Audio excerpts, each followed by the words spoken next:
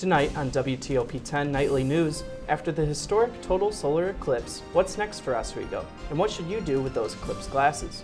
And after a light winter in Oswego, city officials could be taking a second look at how much money they're using to keep the roads in shape. Plus, with New York State focused on the eclipse, other matters like the state's budget may be in limbo for the foreseeable future. WTOP-10 Nightly News starts now.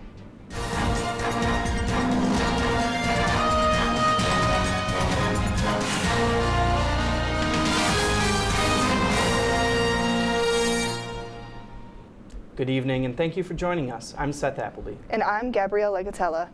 This week, Oswego hosted tens of thousands of visitors for the 2024 total solar eclipse. Conditions in Oswego were expected to be clear and sunny, but sudden shifts in the weather led to the clouds covering most of the sky as totality began. Despite the cloud coverage, the crowds were in awe of the brief period of darkness, capturing the event with everything from cell phone cameras to high-tech telescope lenses. After preparing for the event for several months, the city of Oswego will start to prepare to host the crowds again when Harborfest comes around in July. Now that the eclipse is over, you may be wondering what to do with your eclipse glasses. Astronomers Without Borders has been accepting donations of eclipse glasses for 15 years. They partner with organizations where you can drop off or mail your used glasses. You can send them to Eclipse Glasses USA, which repurposes used glasses for future celestial events. Or you could pack away your glasses for the next major eclipse in about 20 years. The April 8th total solar eclipse might be history to us now, but totality has been a part of Indigenous peoples' history for generations. Recently, I had the opportunity to learn the cultural impact that an eclipse has for the local Haudenosaunee Confederacy. It will remind us of an eclipse that happened almost 1,000 years ago that was a signal of peace. Perry Ground is a member of the Turtle Clan of the Onondaga. He travels the country sharing stories that have been told for centuries by Indigenous peoples. Last week, he spoke about the eclipse at Onondagan and Victor, which is believed to be the home of one of the founders of the Haudenosaunee. A man came to live among us who we call the peacemaker, and as he traveled among the original 5 nations or tribes that joined together, including the Mohawk, Oneida, Onondaga, right in the Oswego area, Cayugas, and Senecas, when he joined them together, there was a total eclipse at the time of our joining. So for us, it's a signal to join together in peace. Solar eclipses and astronomy have long been studied by Indigenous astronomers and scientists.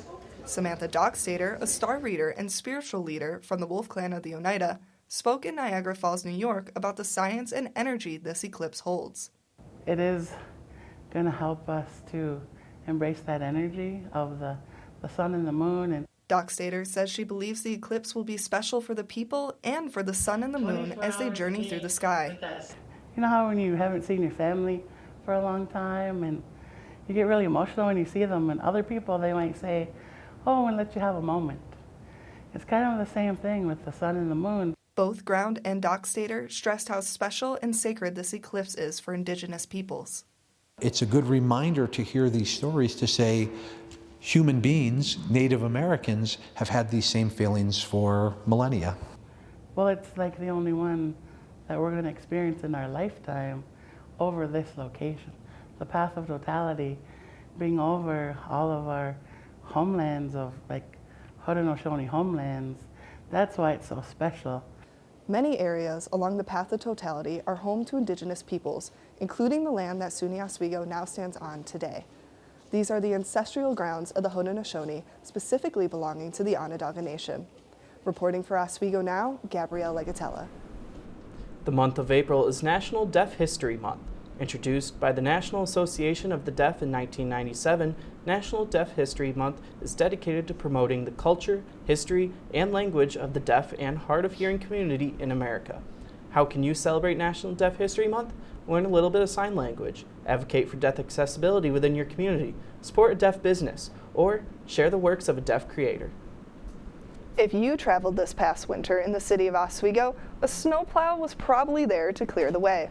However, the lack of snowfall this year is putting the city in a good financial position. Oswego Now reporter Thomas Caffarella has the story. That's a 5,000-ton pile of salt. In April, That's a good number for the city of Oswego. We've had a very light winter. Crews haven't been out much. According to the National Weather Service, this winter, the Oswego area is under the average snowfall by nearly 100 inches. For the city, less white on the ground means less salt on the ground, and that helps the city save green. It's better to have the funds and not need them than to need them and not have them. City officials budgeted $225,000 for road salt. The less they use, the less they have to spend restocking. The unused funds go elsewhere. They can ask to transfer it from the snow removal account to, let's say, Parks and Recreation, or to the pool account, or to any accounts within the DPW. The leftover salt from this winter will be stored and used next year. Still, the city budgeted an extra $75,000 for salt next season. That's $300,000 to help keep roads ice-free, ensuring the city's ready for a winter closer to normal. We anticipate purchasing about 5,200 ton of salt. That'll allow us to go into the 24-25 winter with a full stockpile. If the DPW doesn't use all the salt next winter season, the unused stockpile will roll over into the season after that. Thomas Caffarella, WTOP-10. Today was so warm outside, we just might be over that snow. I sure hope so. Today was so nice walking to classes. I wonder if this weather will stay. Let's ask Storm Team 10 meteorologist Bradley Jacobs. It's too cloudy. Oh wait, that was yesterday. Getting into our weather headlines today. Who cranked up the heat? It was really, really warm out today. As my producers have said, that it was very enjoyable walking to classes today. And unfortunately, the clouds did win the battle versus the sun on eclipse day, making it very difficult to see the eclipse here. And then wet weather is set to return in the near future. And is spring here to stay overall with warm weather and rainy weather, unlike colder and snow? I'll have this and more in my full weather forecast. But for now, back to you guys at the desk. Bradley, thank you. A New York children's physician is dead after falling out of a camper trailer this past weekend. 58-year-old Dr. Monica Voroneska fell out of a moving Airstream trailer in the town of Brownsville in the upstate region, according to police. An ambulance transported Voroneska to a medical center in Watertown, where she was pronounced dead. Lawmakers in Albany have voted to extend the deadline of the New York State final spending plan. One major component of the plan is a housing deal that would include tenant protections and tax breaks for developers. While Governor Kathy Hochul says that there is much agreement on these issues, most discussions among the governor and other state leaders often happen behind closed doors. The New York Heat Act was also discussed in the state capitol as budget negotiations continue. The bill aims to limit costs to customers as New York moves away from natural gas. Democratic Assembly members are rallying for the bill, while Republicans remain critical. While Republicans support the idea of New York leading in clean energy, they question how the bill will affect New Yorkers who are above the bill's income threshold. Still ahead tonight, more information on the death of a Palestinian prisoner in Israel. What did he die from? Coming up. Plus, the FAA has launched an investigation into a major company that manufactures airplanes. That and more after the break. Hey there, I'm Al Roker, class of 76. Yes, way back in 76. Back when the Earth was cooling. You're watching WTOP.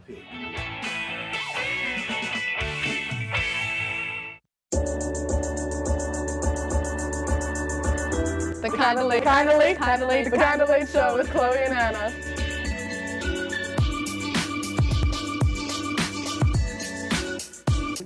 Like licorice, Twizzlers, absolutely nasty.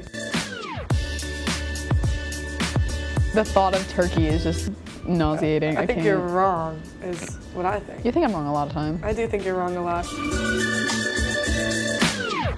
When you look at the number of disasters in the U.S., chances are every area will deal with some kind of emergency in the next decade. And between school, sports, and social lives, chances are you won't be with your kids when it happens. Will they know what to do?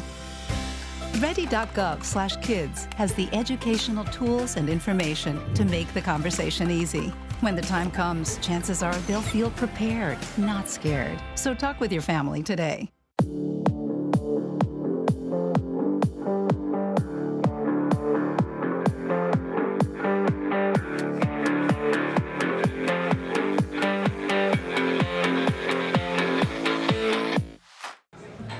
put the keys down, Kevin. But I'm gonna drive home. There are several warning signs present that you shouldn't be driving. I guess I have really been looking for love in this dating app. Yep, I'm definitely gonna call a ride home.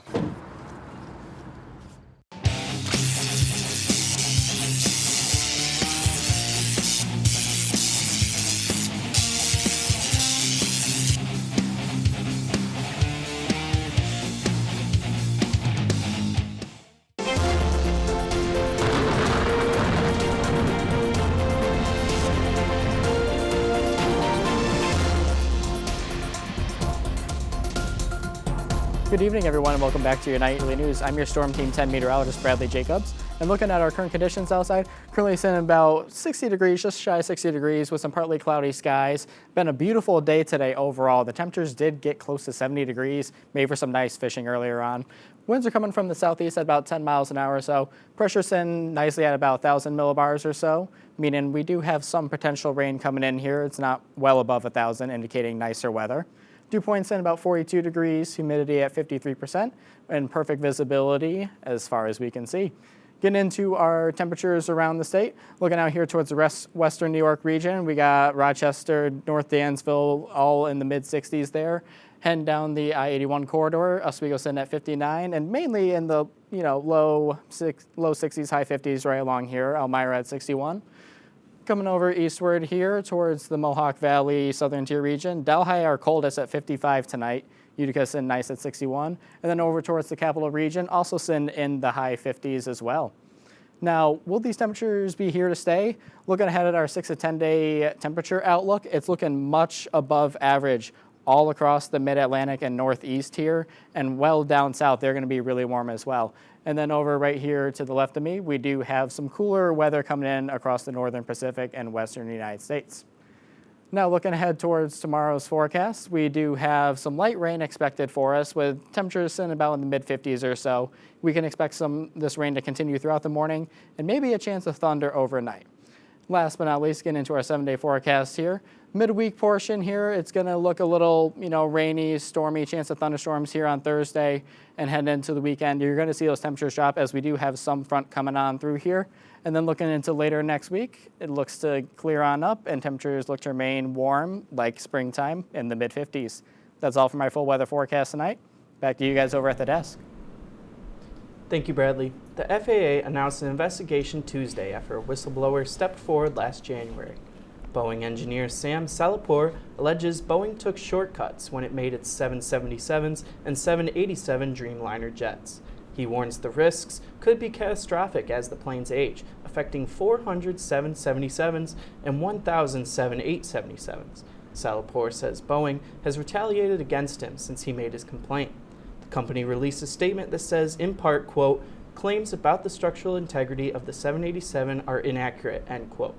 The Federal Aviation Administration has maintained it will carefully investigate all of Salapour's complaints. Today, Jennifer and James Crumbly were sentenced on their convictions of involuntary manslaughter. This comes after their son killed 4 students at an Oxford, Michigan high school in 2021. Laura Aguirre brings us more on the emotionally charged day in court.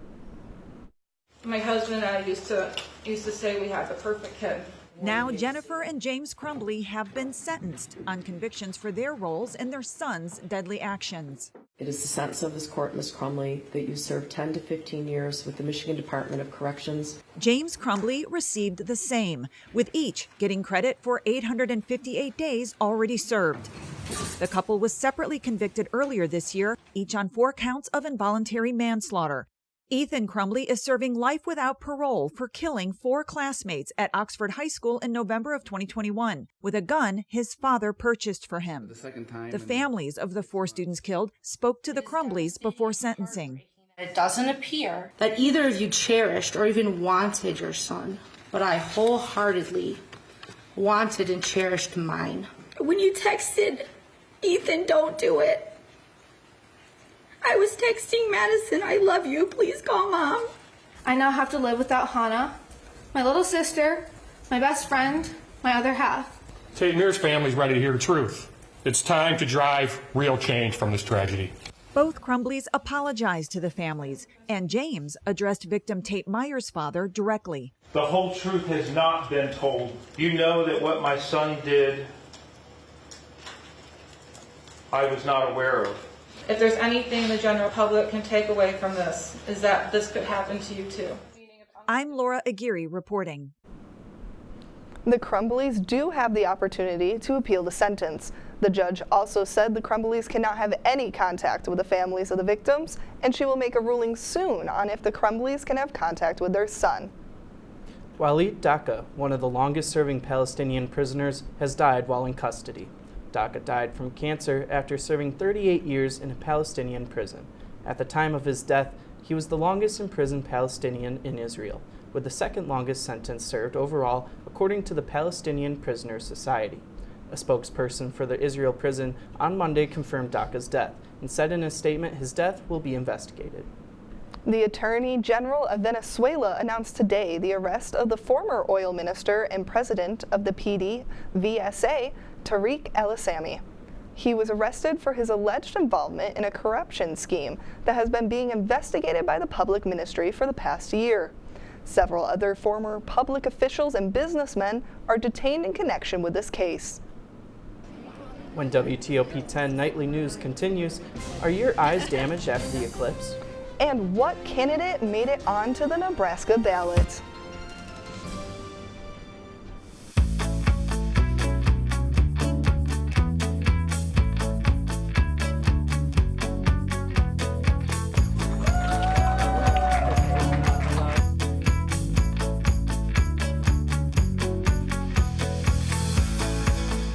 Jill told me it was Kitty from Glee. Yeah, what is it? It's Al Roker.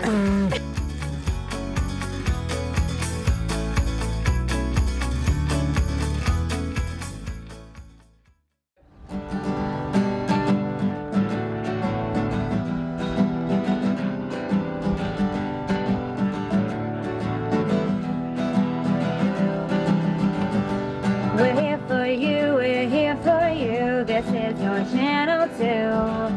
With sports and news and what to do, we're here for you.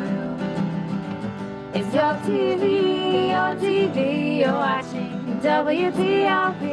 Your TV, thanks for watching WTOP.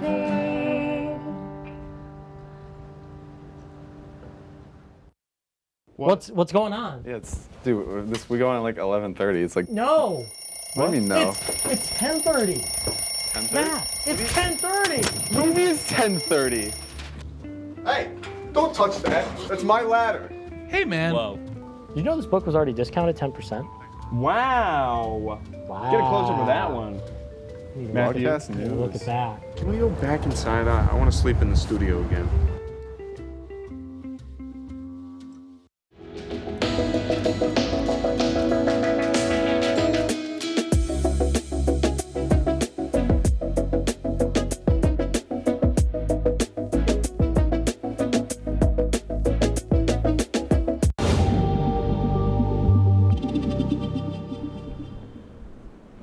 In consumer news, independent presidential candidate Robert F. Kennedy Jr. could appear on the ballot in Nebraska. RFK's campaign says it has gathered enough signatures to qualify for the state's ballot, and it could alter the electoral map for the candidates Joe Biden and Donald Trump. Nebraska is the 11th state where Kennedy has qualified for the ballot, including New Hampshire, Nevada, Hawaii, and North Carolina. This month is National Donate Life Month, a time to raise awareness about organ donation and encourage Americans to register as donors. Right now, there are more than 103,000 men, women, and children on the National Transplant waiting list. Mandy Gaither has 5 facts about organ donation that you may not know.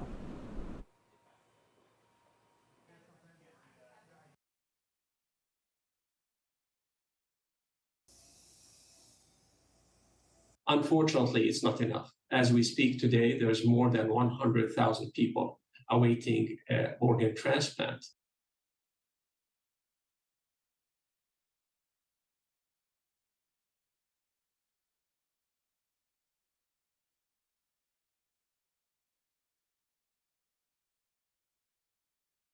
We always can change those dynamics. You know, we can help more. I apologize for the technical difficulties. The eclipse may have come and gone, but what about your eyesight? If you looked at the solar eclipse without proper eye protection, like some I know, you might be concerned about eye damage. Looking at the sun without proper eyewear can cause irreversible damage. You can experience blurry vision, headaches, and changes in the way you see color. While some symptoms can be temporary, it's still important to see the eye doctor to learn more. Coming up in sports, it's Cameron Carvalho. Hey Cameron, can you give us a quick preview? Sure thing. Coming up, a big day for Oswego at the ballpark. Plus, find out who won the Division I men's basketball championship. All that and more right after this break. La la la la. Free. La la la la la la. La la la la. Freeze.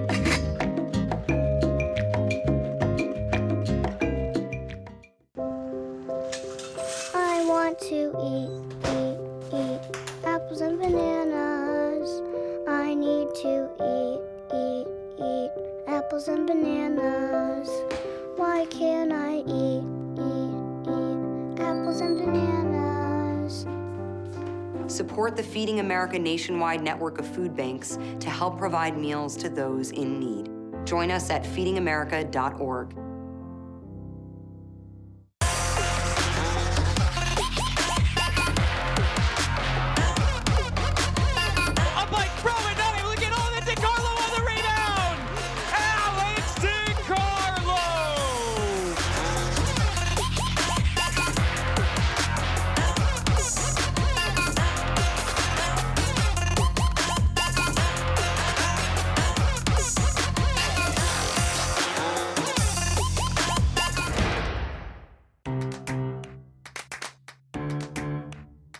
We'll deep dive into our feelings in our Real Talk segment. Stay tuned because it's about to get real.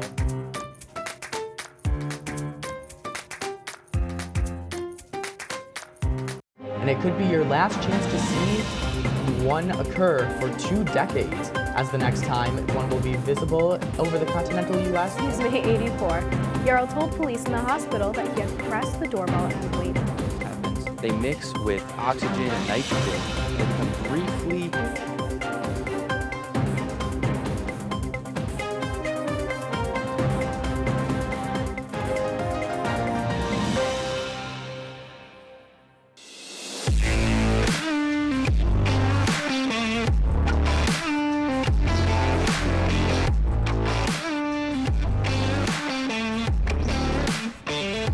Welcome back to WTOP-10 News. I'm Cameron Carvalho here with tonight's sports report. Day 2 of the Hershey Cup was yesterday as 16 Division III schools participated in the multi-day tournament. Gavin Newland led the way for the Lakers on the course, shooting a respectable 9 over par on the day. The 80-shot performance was followed up by Evan McDonald at 14 over and Dante Casella at 17 over. Oswego sits at the bottom of the standings at 127 over, and Wittenberg won the tournament at 31 over. The Lakers will have an opportunity for redemption in the same city this coming weekend at the Empire 8 Conference Spring Championships. The Oswego baseball and softball teams both played doubleheaders today. The baseball team faced off against St. John Fisher and won both games by scores of 20-14 and 11-1. Jelani Hamer led the way for the Lakers in both games with 4 RBIs on 3 hits in Game 1 and 4 RBIs on 2 hits in Game 2. The softball team split their series against Clarkson, winning Game 1 8-1 and losing Game 2 8-0. The baseball team will next play Brockport at home on Friday and Saturday, and the softball team will next play Geneseo at home on Friday. The New York Knicks are currently on the court against the Chicago Bulls in a matchup that could be a decider in the final Eastern Conference standings. New York sits in 4th place, tied with Orlando with a record of 46-32, both teams being 1 game behind Milwaukee. The packed Eastern Conference has only 4 games separating the 2nd place Milwaukee and 8th place Miami. With the season winding down and just 3 games left for the teams after tonight, the battle for seeding will likely come down to the wire.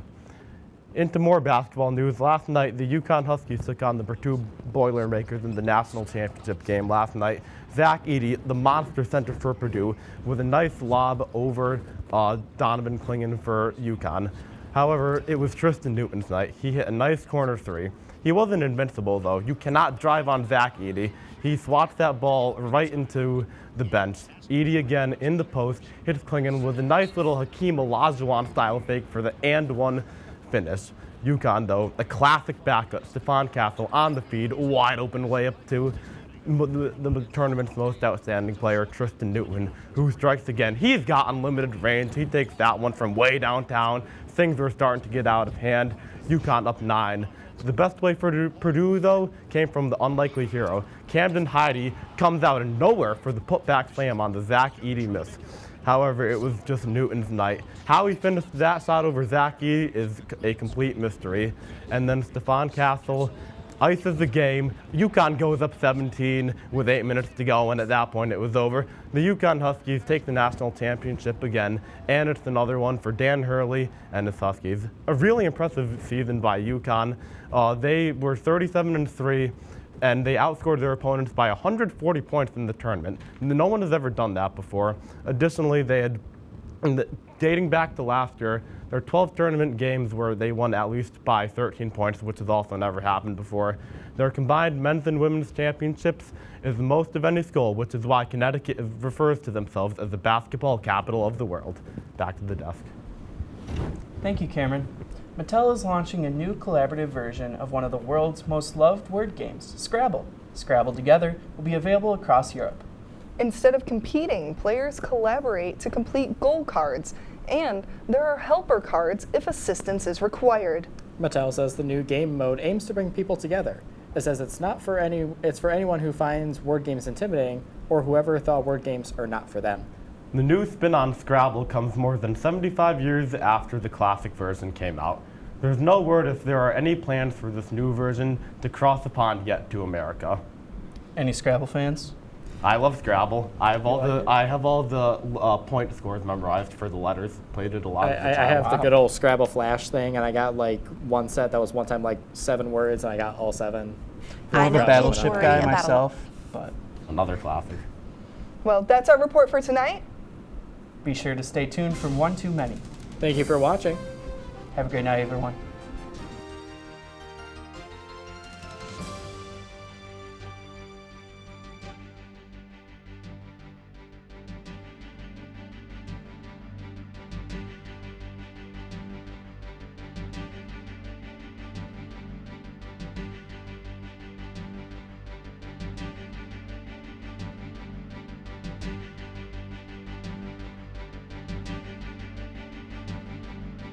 I know kids worry about a lot of things. Getting enough food to eat shouldn't be one of them. Through a nationwide network of food banks, Feeding America serves virtually every community in the United States. See how you can help your community. Visit feedingamerica.org.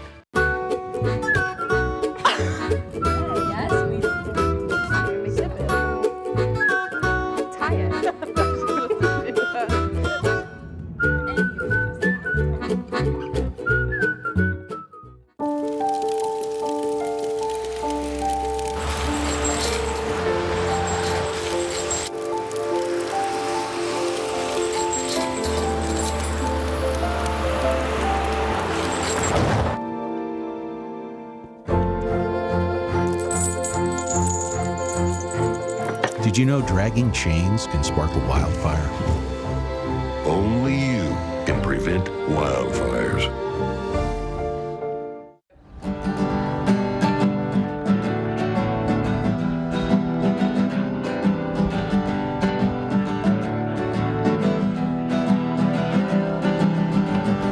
We're here for you, we're here for you. This is your channel 2.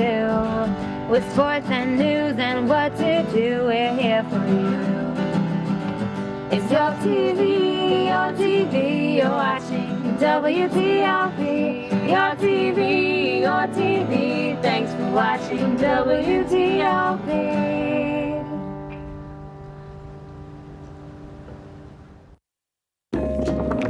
La la la la. Free. La la la la la la. La la la la.